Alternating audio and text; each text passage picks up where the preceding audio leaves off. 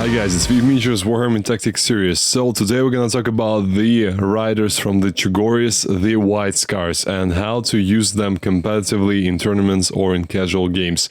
So without further ado, let's dive right in. The first advantage is that they are Space Marines. It's very obvious, but it's true and it's important because they get access to all the models, the secondaries, the stratagems, relics, and all the goodness that the Space Marines have. They have no unit restrictions, so whatever you want to use with them from the Codex Space Marines, you can use that. Now we move to the thing that makes the White Scars White Scars. It's their awesome chapter tactic that gives them the speed and maneuverability unmatched by almost any other chapter or faction for that matter in the game, apart from maybe crazy ones like Raven Guard or Harlequins, maybe Drukhari as well. And what makes them so fast is the ability to charge after advancing and falling back. Basically, you can think about this as a constant plus d6 to any charge that you want to make.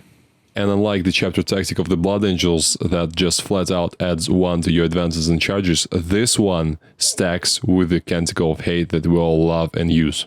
And of course, ability to fall back and charge means that you can always reactivate that shock assault and change the target of your charge, and also have that sweet fight first that you get when you charge. So a lot of benefits for charging again and again. And as if this wasn't enough, you also get the ability to fire assault weapons with no penalty after advancing. It's a very rare occasion with Space Marines, but if you're using basic intercessors with assault rifles, this may be helpful for extra movement. Or extra accuracy, should I say, with movement. This chapter tactic opens up great possibilities for units that are already very fast, like Primaries, Outriders, Vanguard veterans that we all love, or the Chaplain on bike himself. Now there's Super Doctrine. It's called Devastating Charge, and for a good reason. Because in the Assault Doctrine you get flat +1 damage to your melee weapons on the charge. Just imagine how horrible it is for your opponent to have all those Lightning Claws and Chainsword with so many attacks coming at them with damage too.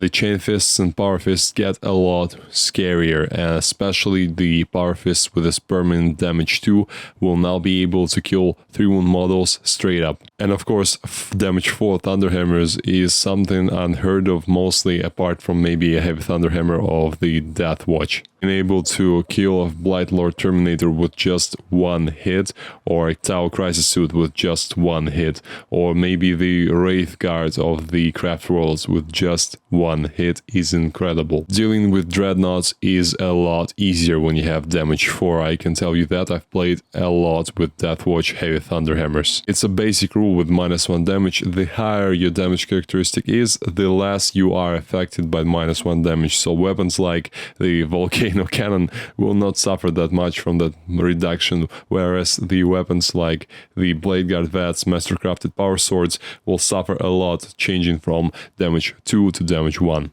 White Scars have an outstanding storm-speaking discipline with a lot of potent buffs and debuffs and some damage if you are that crazy person that wants to run a couple of librarians in your army. Like most Space Marine supplements, they have a host of useful stratagems that you can use in almost any situation in the game to save your units or to make your opponent's life harder. The world traits and relics that you have access to with White Scars can turn any Space Marine captain on bike into a lightning fast blender, and if that's something that you want to do, the White Scars are a perfect chapter for that. With a 20-inch move, Space Marine captain will be able to get pretty much wherever he wants to. Of course, by a 20-inch move, I mean a 14-inch move, an automatic 6-inch advance with the turbo boost ability, and the ability to charge after that with the chapter tactic. As for their weaknesses, well, to be honest, it was hard to find any. The White Scars are one of the best chapters that the Space Marines have,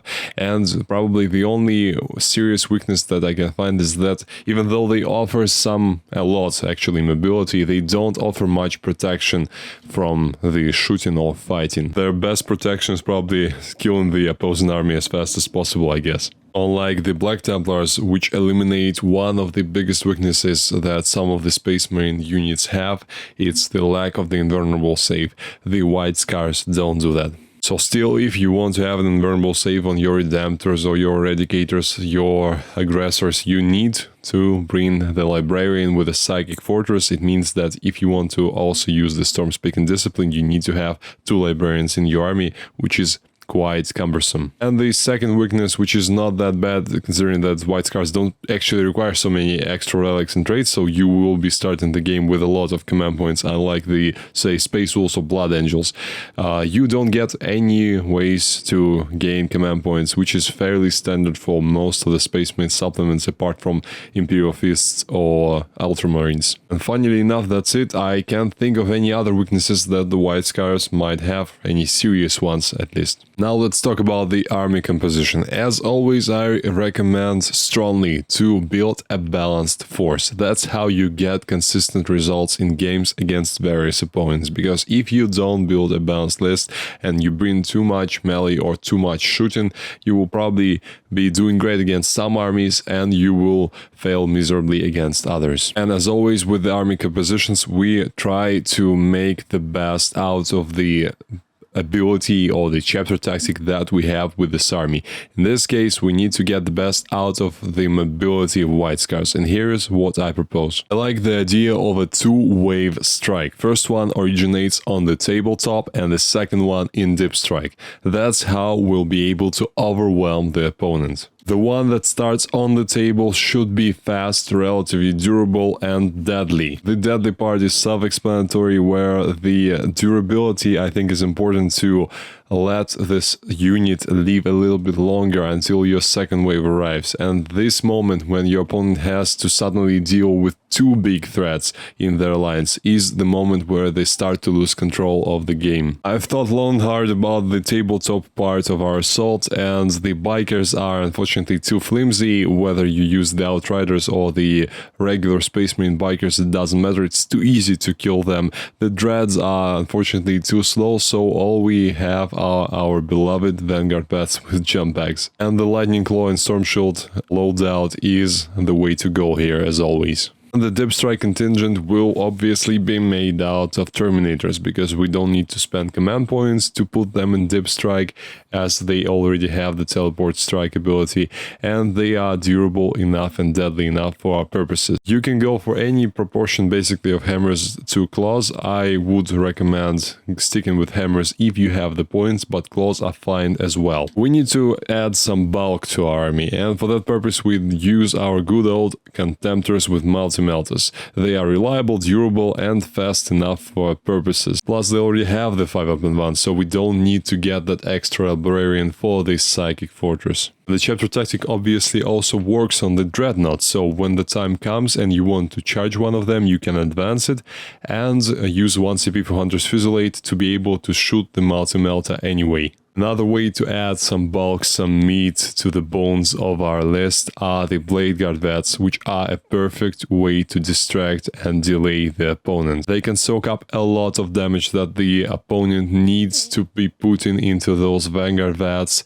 and Terminators that are assaulting in their lines. And obviously when the time comes and the Assault Doctrine kicks in, their mastercrafted power swords will become damage 3, which is incredible. Be honest, the jump from damage 2 to damage 3 feels like a bigger impact than the jump from damage 1 to damage 2, even though that mathematically it makes no sense. Actually, it's probably because of the good old damage reduction. As I said earlier, the biggest impact it has on the damage to weapons. As I said earlier, the Outriders can be used relatively effectively with White Scars, but you need to pick the fights for them very wisely, otherwise they'll get deleted. Unfortunately, they just don't have the survivability to be simply thrown at the opponent, and the unit is too expensive, 150 points, to be lost this way. White Scars have access to 1 command point stratagem Encirclement, which lets you outflank almost any unit, and you should use that on your Eradicators. As I told in my video about the Space Marine anti-tank, the biggest weakness that the Eradicators have is their lack of mobility and lack of defense, and both of these things are solved when you outflank or deep strike them. The bare minimum for the HQ support is a Captain and a Librarian. I don't think that Chaplain is necessary for White Scars. Of course, it's useful to have the Litany of Hate for the rerolls,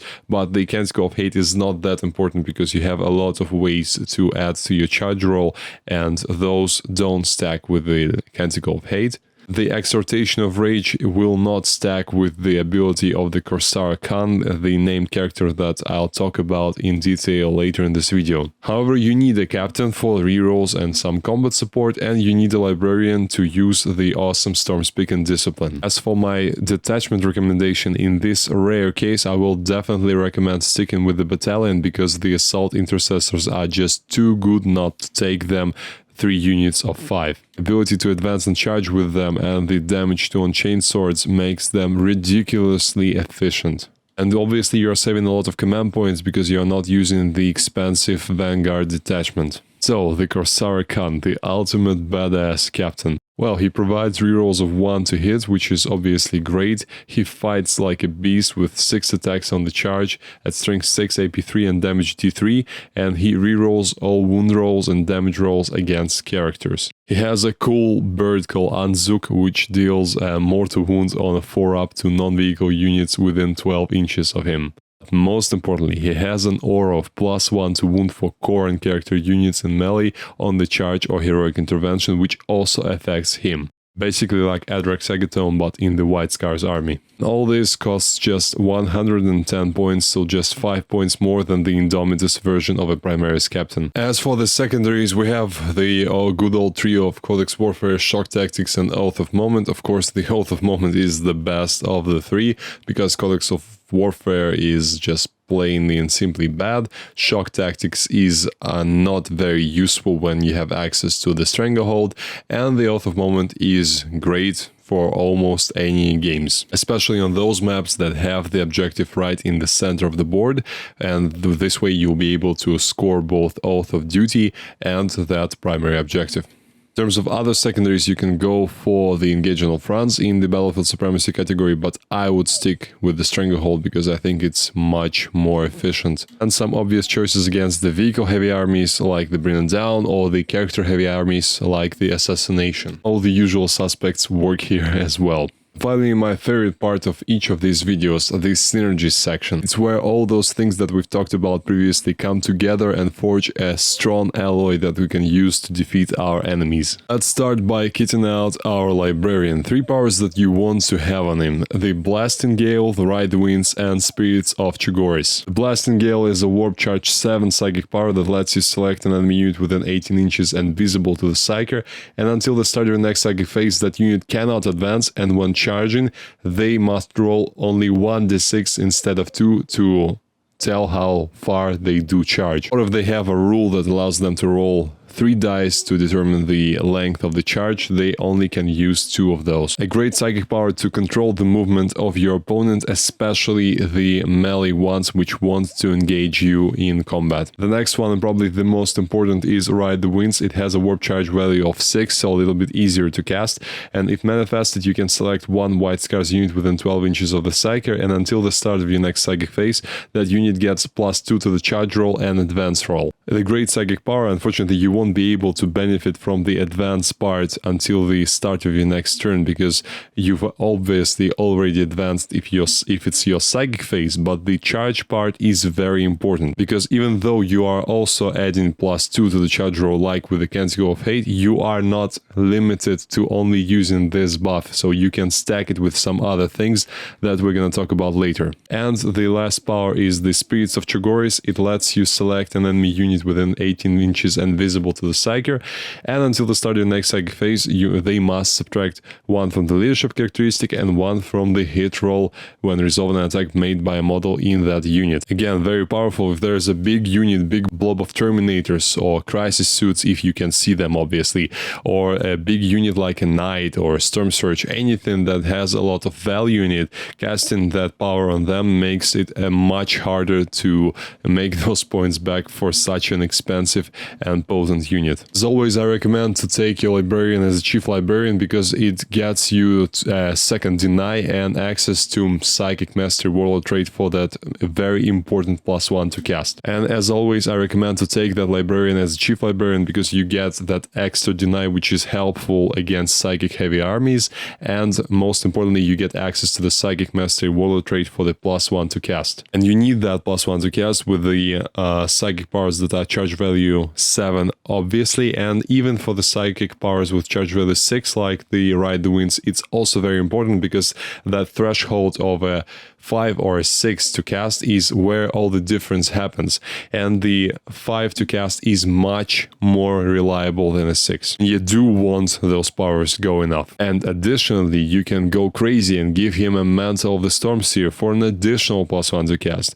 and make those powers uber reliable. If a murderous captain on a bike with a bucket of attacks is something that you would want to have in your list, the White Scars are definitely a chapter for you, and here's the recipe I have. Give him a chainsword for the best points efficiency and replace it with the Teeth of Terror relic.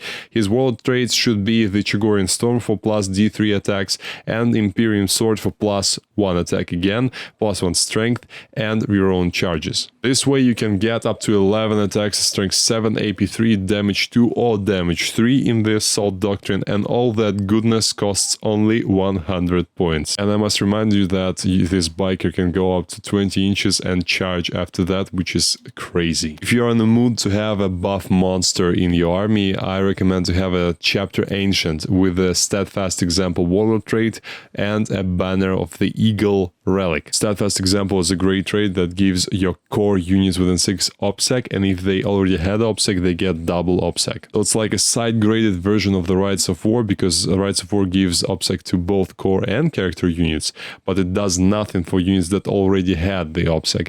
And this one doesn't give it to character units, but it gives double OPSEC to core. And the Banner of the Eagle relic is great for those claws and chainsword because the jump from strength 4 to strength 5 is a very important one, and it's basically like having +1 to wound, but better because you can combine that with the Kor'sarro Khan's ability for +1 to wound, making those chainsword and lightning claws extremely deadly. And the chapter banner ability of the Chapter Ancient also allows you to select a core unit within 6 of this model in the command phase, and they get +1 to hit in melee. So it's a triple buff for your army, more of a quadruple buff actually if you count the chapter banner ability as well. And all that you can get for 100 points and a relic and a trait. As for the stratagems, I recommend to use one command point Ride Hard, Ride Fast stratagem for your Vanguard vets, which applies a -1 to hit modifier on them. It'll help them to survive the first turn more easily. Also, if their supposed target in the first turn is something that has no damage reduction and more than 1 wound, I would recommend to consider activating the 2 command point adaptive strategy to turn on their damage 2 and AP3 on claws.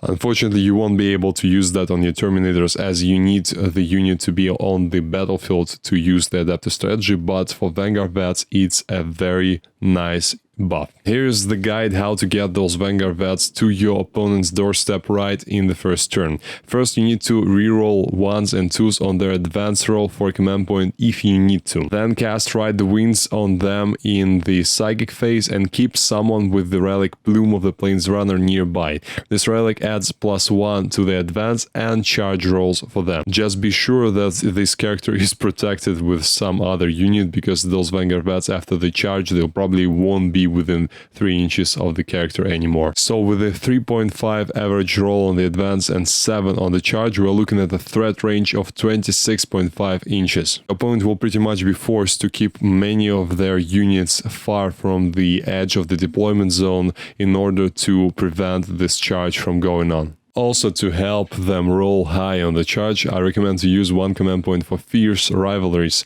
to roll 3d6, discarding the lowest on the first charge of the turn. And the exact same combo should be used on your Terminators when they arrive from Dip Strike. This way they can have a 6-inch charge roll from Dip Strike, which is something that no other chapter can have. Also, don't forget about the trio of wonderful stratagems from the main Space Marine Codex. The first one is Melt a Bomb, where you can make a single attack against a vehicle unit with your Vanguard vets, and if that attack hits, the unit suffers 2d3 mortal wounds. Very important against heavily fortified vehicle targets like, say, Redemptor Dreadnoughts with invulnerable saves. Next one is the Hammer of Wrath. It lets your Adeptus Astartes jump back unit that finished a charge move within engagement range of an enemy unit roll 1d6 for each model in that jump back unit, and for each dice result that equals or exceeds the enemy unit's toughness characteristic, basic, it suffers 1 mortal wound. Just imagine what this stratagem can do to, say, an Eldari or Harley Quinn character that your Vanguard vets have charged. It's almost a guaranteed death for a character with toughness 3 when you have charged it with a 10-man unit. And of course the Fury of the First, a simple plain +1 to hit for your Terminators, also a great help. Also keep an eye on your surroundings after fighting, because for 2 command points with the Strike for the Heart stratagem you can give a crazy 6+d6 consolidation to any of your units that have a move characteristic of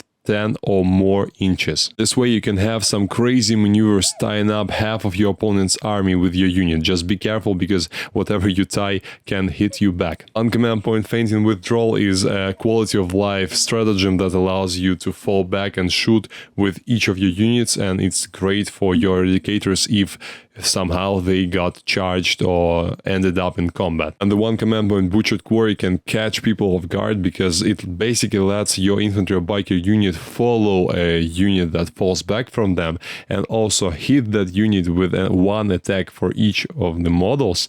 And it can be very devastating, especially if, say, some flimsy character is falling back from your unit of Terminators. Just imagine a Harley Quinn Troopmaster being hit with 10 attacks with Thunderhammers just for the audacity of him falling back from the Terminators. Let's quickly run through the relics. I've already told you about the Mantle of the Stormseer, great relic, absolutely essential if you have the real estate in your list. Next one is the Hunter's Eye. It lets you ignore light cover within 6 inches of the bearer. We are not here to shoot with White Scars, so it's absolutely non-essential. The Banner of the Eagle, again mentioned before, essential if you take the Ancient in your list. Wrath of the Heavens is a relic bike that gives you a 16-inch move and lets you ignore the terrain. The latter part is probably the most important one. It's useful, but with a basic 20-inch move with any of your biker characters, who cares about those extra 4 inches? And there is a joke here somewhere. And the Plume of the Planesrunner, again, as mentioned before, it's an auto-take for any of your White Scars lists. Having +1 to charges and advances for infantry units within 6 is absolutely crucial when you can advance and charge. Scimitar of the Great Khan, a great name for an OK power sword swap. You get strength 5, AP 3, damage 2, and on 6s to wound, damage 4. And absolutely non-essential. There are a lot of better ways to spend the command points than this relic. And the Cyber Eagle Helm, Overwatch on 5s for core units within 6. It would be an awesome thing for, say, Tau Army. For White Scars, it's absolutely unnecessary. And here's the concoction list that I've made for this video. It's a White Scars chapter. Obviously you don't need any success or tactics when you are playing White Scars, because the basic chapter tactic is the best one. And the HQs are the obviously Kor'sarro Khan, the Primaris Librarian with Blasting Gale, Ride the Winds and Storm Writ psychic powers. He's a Chief Librarian, Plume of the Planesrunner on him, and he's a Warlord with the Warlord trait Psychic Mastery. 3 troop units, the 5-man Assault Intercessor squads. In the elites I have 5-man Blackguard Veteran squad, 3 Contemptor Dreadnoughts with multi-meltas, 1 unit of 10 Terminators with dual Lightning Claws and a Teleport Homer for some endgame mobility, 10 Vanguard Vats with Jump Packs, Lightning Claws and Storm Shields, and in the heavy support a 5-man Eradicator squad with Melta rifles. So that's it guys, I hope this video was useful for you. If you have any questions, please let me know in the comments below, and I'll see you next time.